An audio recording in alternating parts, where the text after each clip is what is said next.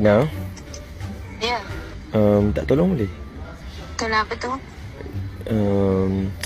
Kanda ni tak ada orang jemput sebab Kanda naik flight balik sampai malam dalam pukul 9 lebih macam tu. Kat pukul 10 juga kan. Rina boleh tolong jemput tak? Tolong hantar rumah. Memang tak ada ambulans tolong Kanda ke? Sebab diorang naik kereta kan, diorang naik kereta ke Kelantan. Lepas tu Kanda naik flight dengan tiba-tiba. Sebab tak ada orang jemput. Kanda boleh je naik Grab. Kalau Rina tu Kanda boleh naik Grab. Tapi saja nak tengok Rina boleh tolong tak boleh tolong. Tak Rina ambil. Malang. Kanda okey tak? Kanda okey je. Dah okey je.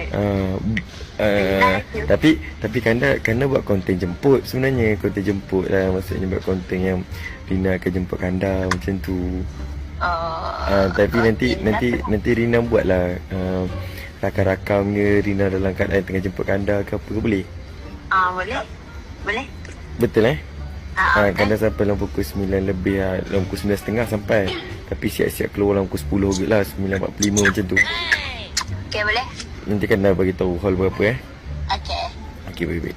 Boleh betul boleh Boleh betul. Boleh betul ke betul boleh? Betul boleh. Nanti Rina shoot buat konten tau. Boleh. Sebab Kanda nak video tu daripada Rina. Nak tengok muka Rina waktu jemput Kanda tengah berlari dekat Rina semua benda. Mesti romantik. Kanda ni okey tak? Mabuk laut lagi kan? Dah mabuk laut dah habis. Macam mana Rina tahu Kanda mabuk laut? Kanda rindu Rina ke? Kenapa sebut-sebut nama Rina? Boleh masa sebut. Kanda samakan hidung Rina dengan Mambang. Muja samakan hidung, samakan muka. Waktu tu Kanda duduk mancing-mancing Kanda terlampak pelantar minyak. Teringat ke Rina? Ya ke? Okay, nanti Kanda dah tu Kanda beritahu